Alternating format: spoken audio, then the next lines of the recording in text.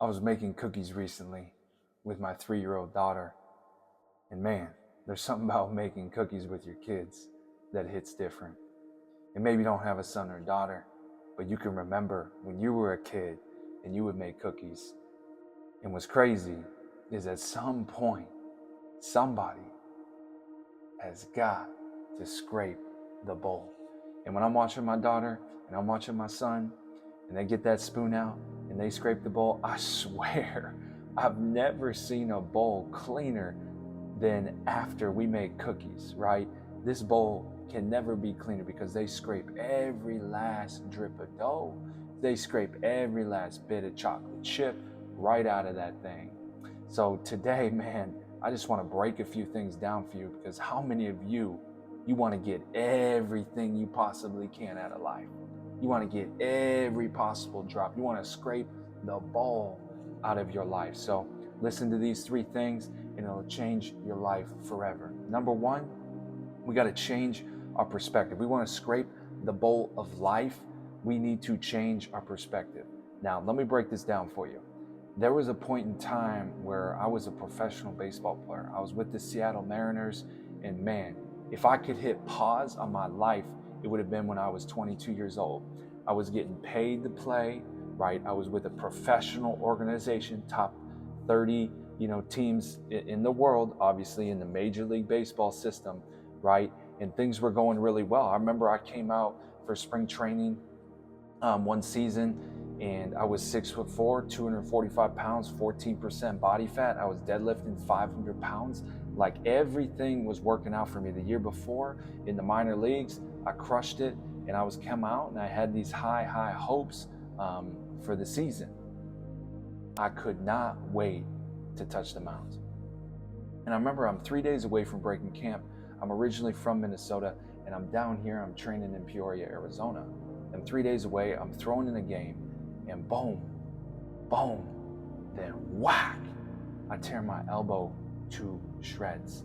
I feel a burning sensation go down my right elbow like I've never felt in my life. I am literally in so much pain. And maybe you've been there before. You've torn your ACL or your shoulder, your labrum or something. You know that type of pain. It's unfathomable. And I took myself out of the game, and I was walking back to the clubhouse trying to figure out, hey, what are we going to do here? What's wrong with me?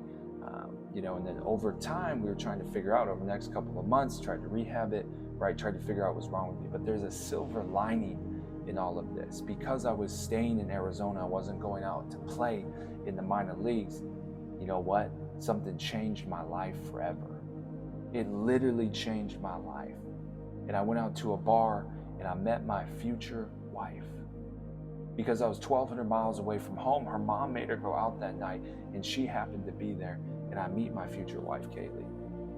I didn't know it at the time. It was a relationship I almost squandered, but I remember going out on dates with her. I remember her taking me out to a hike one time, and we're on this beautiful mountain in Arizona overlooking just the Phoenix, overlooking the beautiful mountains. I remember the sky was kind of orange that day, and I remember we sat down on this bench, and Kaylee asked me, and she told me, she said, hey, Lance, you know you're more than the game, right? You know you're more than baseball, right? And for me, it was the first time I really had heard that where I was ready to listen. Because I believe when the student is ready, the teacher appears, and Kaylee became my teacher. And Kaylee started to lead me to the ultimate teacher, which is God. And she started to show me that my identity didn't have to be in baseball. My self-worth didn't have to come from my performance, right? But I was still broken inside, even after receiving this message, because I was so used to picking up the pieces of a broken heart with performance. Now I had to figure out how to pick up the pieces up of a broken heart and look myself in the mirror and truly rock with myself, whether things were going right or whether things were going wrong. I ended up needing Tommy John surgery, and then I had a ton of injuries after that, but I had to find a way to love myself. I had to find a way to rock with myself regardless of circumstances. And that could have only came because of Kaylee. And after all of that, I changed my mindset. I changed the way I looked at baseball. I saw it more as a platform, as a way to promote and serve other people instead of just serving myself. It changed me forever. Now, everything after that moment, I started to see myself differently. I started to get into the Word of God. I started to see myself with fresh eyes. I started to see that I was more than the game. And I want to remind you, listening to this, you're more than the game. You're more than your career. You're more than the amount of money in your bank account, right? If those things are tied, right, life is always going to be on this teeter-totter, right? However, that thing that you're clinging to is going to determine how you feel about yourself. So the number one thing I need you to change about your perspective is your perspective on yourself. I need you to change that. You need to be able to separate your soul from your stat sheet, right? Who you are from what you do. And if you can begin to separate those two, and you can see that you can never add to worth and value, or you can never take away from worth and value. Now you can start to operate and serve every single space that you walk into. You can have power and conviction and confidence regardless if things are going right, because you understand your status. You understand that you are a miracle. You understand that you are 4 billion to 1. Those are the odds that you're even born, my friend. They're 4 billion to 1. Let that sink in for a moment. Those are the odds you're born. Those are the odds you're listening to this today. Now you have a choice. You know that you can never add to worth and value or take away from worth and value. But when you know that, I believe there's a higher calling on your life. There's a deeper obligation. There's more that's required from you when you know that your worth and value doesn't come from what you do. You can now start to operate every space and place from a posture of worth and value instead of for the accumulation of worth and value. And if we can change our perspective on the way we see ourselves and the way we see our circumstances, we can realize that we're already worthy. And that's my reminder for you today. You're already worthy.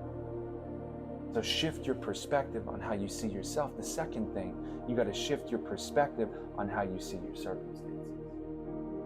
And I want to remind you that everything that happens to you, you're not buried, but you're planted. You are being planted, not buried, my friends. See, the difference between being buried and being planted is the process. The difference between being buried and being planted is the process of what goes in the ground. The process of burying and planting is identical. It's deep, it's dark, it's watery, you need a shovel, right? If I were to watch two people in the garden bury something or plant something, I would know which one was which until I know what's going in the ground. Because when you admit death and you admit decay, you know that you're burying something. But when you want life and growth, you know that you're planting something. See, planting gives you the opportunity for growth. Planting gives you the opportunity to spread your roots. Planting gives you the opportunity to see situations that are deep and dark and muddy and watery as an opportunity to become all that you're supposed to become, my friend. In this life, we need to change our perspective and start to see things differently. Now, maybe in your life right now, you've had trials, you've had trauma, you've had deals that have fell through, right? You've had things that have made you want to quit, that have made you want to leave your spouse, that have made you want to leave your children, right? You have had loss in your life. If you want to truly scrape the bowl of life and get everything you possibly can out of it, you need to look at those situations and say, I've been planted. How can I learn? How can I grow from this situation? How can I become the very best version of myself? How can I truly be planted where I am? How can I hold on to the idea that I'm going to sprout out of the ground, that I'm going to have a harvest like nobody else? Ephesians 3:20 talks about that. more than you can ask or think or imagine. But you got to believe that you've been planted for a purpose, planted for a calling, and planted for such a time as this, friend. You want to scrape the bowl of life, you got to change your perspective. Number 2 thing you got to do, you got to focus on your character more than your reputation. Your character and who you really are when nobody's watching, more than your reputation and what people think you are. You got to be constantly crucifying your flesh, constantly sanctifying your soul, constantly working on things that make you better, even though nobody knows. Now, I'll take you back to a situation a year ago. I was in the airport coming home from a speaking engagement, and I struck up a conversation with somebody, and we started talking, and it turns out he was a Seattle Mariners scout at one point. And I was like, that's crazy. I was in the Seattle Mariners system. And we got to talking. We talked about my injuries and how I was hurt for 3 years. And before we left that cordial conversation, he said, Lance, I got to remind you, and I got to tell you something. The reason the Mariners kept you was because you were good for other people. You were good for those you were around. Now, my reputation of what I could do with a ball and how I could throw a ball off a mound got me drafted and got me paid. But it was my character that made me stay. It was my reputation that got me the opportunity, but it was my character that allowed me to stay when things weren't going right. So my friend, you want to scrape the bowl of life. How do you show up when things aren't going your way? If you're a part of a sales team, if you're a part of an organization, and you're not the one scoring, you're not the one selling, you're not the one doing great things that day, or maybe worse, things are going poorly for you, you're not performing well, you're not giving the opportunities, you're not getting all the things that you desire, how are you perceived? That is what your character is. How does everybody around you respond when they're around you? Do people get better when you occupy the space, or do they get worse? Because I think as a director of sales for years at Arizona Custom Solar, I saw this all the time. People would come in, they'd be happy, they'd be smiling, they just got hired based upon their reputation. But then time passes by, they don't make a sale, they get anxious, their spouse is at home spewing negativity about their new job. And then the doubt creeps in. They start to question themselves. Now when they show up, they're more so complaining. Or now when they show up, they might be present with their body, but not present with their mind. They might be on Indeed scrolling for other opportunities, even though they're in the building with the opportunity of a lifetime. Every opportunity that you step into, you can even make the best of it, or you can squander it based upon the amount of mental presence that you have. So every place that you go to, you got to start understanding you need to focus on your character. You need to focus on who you are when you aren't winning. Focus on how you can grow in all situations. Because I think so many of us, we want the keys to a Ferrari when we're 12 years old. Meaning if you got the keys to a Ferrari, that Ferrari is a blessing, but you're 12. And when you're 12-year-old, you don't know how to drive. You can't operate the vehicle the right way. So the blessing, you'll crash. The blessing, you'll squander. And I think so many people in life, they want things that they are not prepared for. People want to be CEO and owner of businesses, yet they have a work ethic of a minimum wage worker. They haven't been tested, right? They haven't been battle tested yet. They haven't gone through the process and come out the other side. I think of my friend who called me the other day, and we were talking, and he's about done with his master's degree, but he's already working, he's already writing books, He's already doing all the things he wants to do, and he's starting to doubt whether or not he needs to finish his master's. He says, in my career, my line of work at the church, it's not going to matter if I have my master's or not, and I'm already doing what I want to do. Why would I do it? And I said, hold on right there. Pause for a minute. You're young, my friend. When you own a church someday, when you're standing in front of a congregation, speaking from a pulpit, and you're 35 years old, and you have a wife, and you have 2 kids, and you're trying to encourage the congregation to be disciplined, spiritually, mentally, physically, and do things that they don't want to do.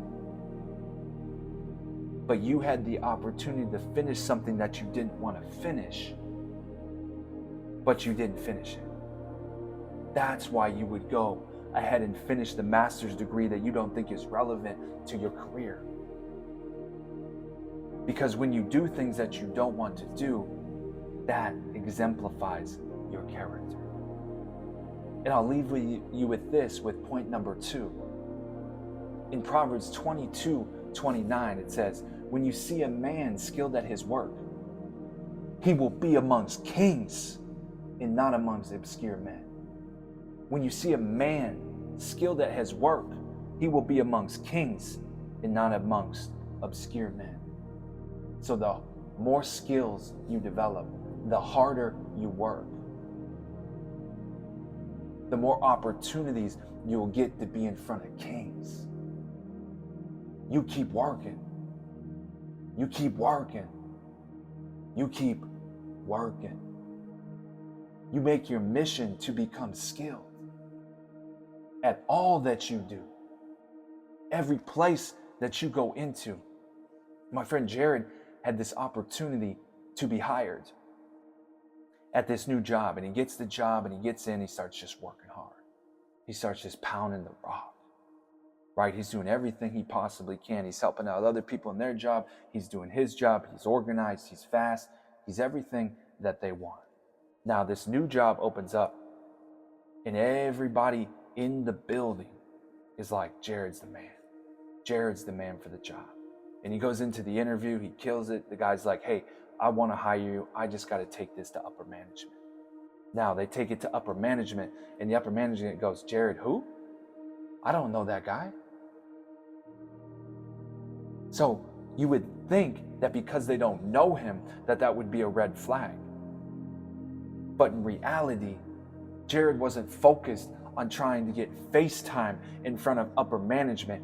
Jared was focused on trying to fight and be the very best version of himself at his work. And he became skilled. He became a master. He became the very best in the organization in a short period of time because he didn't care about his reputation. He cared about his character and doing the work and doing what he said he was going to do every single day. So now that that job is open, it essentially is his.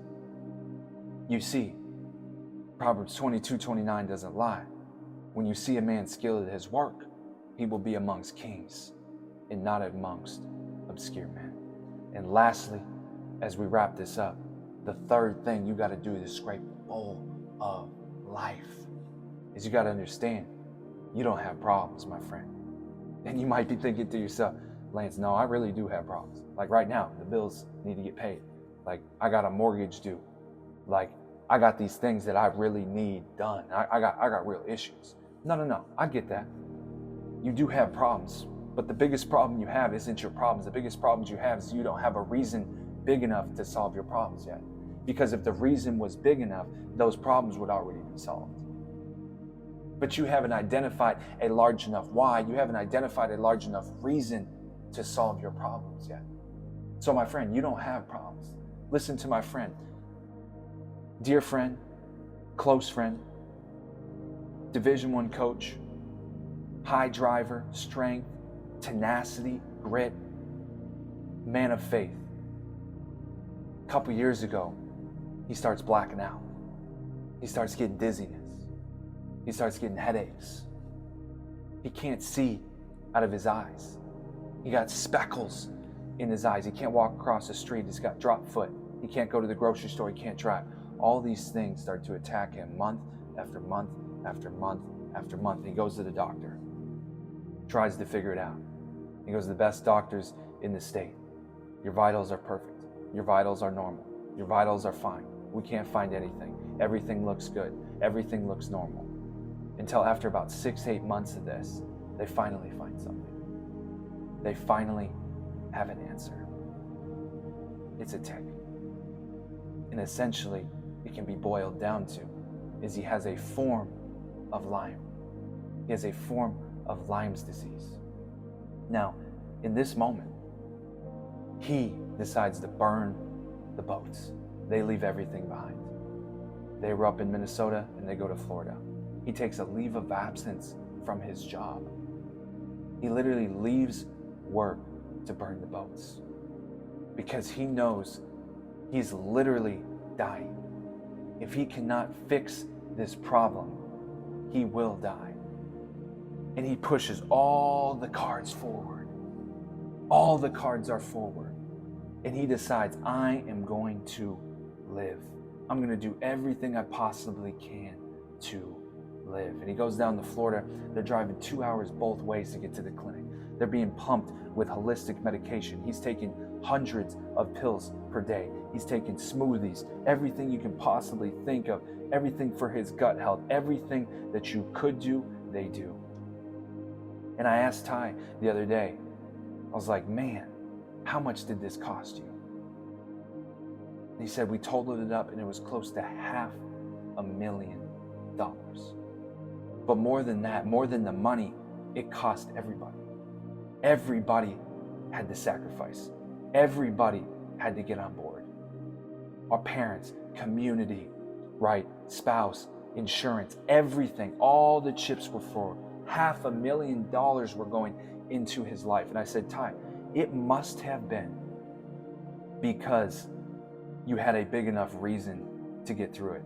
Because you were going to die. That must have been what was driving you to live. You must have thought that this problem can be solved because I'm literally going to die. That must have been your mindset why you were able to get through this. Because now he's healthy.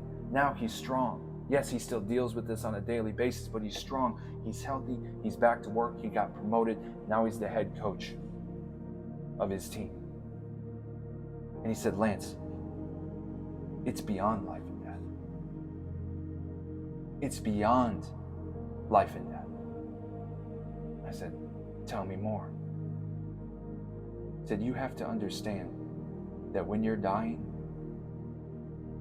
the results don't matter anymore. The result of whether he was going to live or whether he was going to die was not the driving force. He said, the reason that I was able to fight was because I wanted to be remembered a certain way. When I'm fighting for my life, it's not about the results of my life, whether I die or I live. When I'm fighting for my life, it was about how I wanted to be remembered by my daughter, how I wanted to be remembered by my wife. That is what was driving me. Was I going to be a coward and curl up in a ball and die? Or was I going to be a fighter that was going to take this disease head on, burn the boats, and do everything I possibly could each day to become healthy? And the result did not matter to me whether I died or whether I lived. All that mattered to me was how I was going to be remembered. And that struck me and shook my soul, and I hope it strikes you. I want to ask you, how will you be remembered when you have problems? How do you want to be remembered? Because all of you have had people that have sacrificed for you, whether it was a parent, a spouse, your kids, your community. You've all had people that have sacrificed for you. My goodness, Jesus sacrificed his life for you. And he died a sinner's death, and he died so you could have eternal life. Everyone has sacrificed for you. Somebody has, and maybe you've almost literally died like Ty. Almost literally died from an overdose, almost literally died in this situation. Somebody sacrificed to make sure you live. So what I want to ask you tonight, and as we get up out of here, is when will that person get their return on investment, because they invested in you. They saw something greater in you. They sacrificed their life. They sacrificed money. They did something. They went all in on your life. They went all in on you to make it work. Now, my question is, when are they going to get a return on investment? And since we're here, you have the ability to give them that return. You have the ability with your health. You have the ability with your mindset. You have the ability with your job. You have the ability with your mouth. You have the ability with the things that you do each and every day to give somebody the return on investment that they deserve, my friend. Give everything you got to this life, and you do it again, and you do it again, and you do it again, and you put your best foot forward. You change your perspective. You operate from a position of worth and value, and you sacrifice again. And you go out there and you keep pounding the rock. You keep scraping the bowl of life until every drop of sweat, every drop of blood, every ounce of tears is out of that bowl, and it's wiped clean, and you can go to your grave and you can die knowing that you scraped the freaking bowl and you gave everything that you possibly could to this world and everything that you possibly could to God, and you left it all on the table, and you scraped the whole bowl and got everything you possibly could from this life.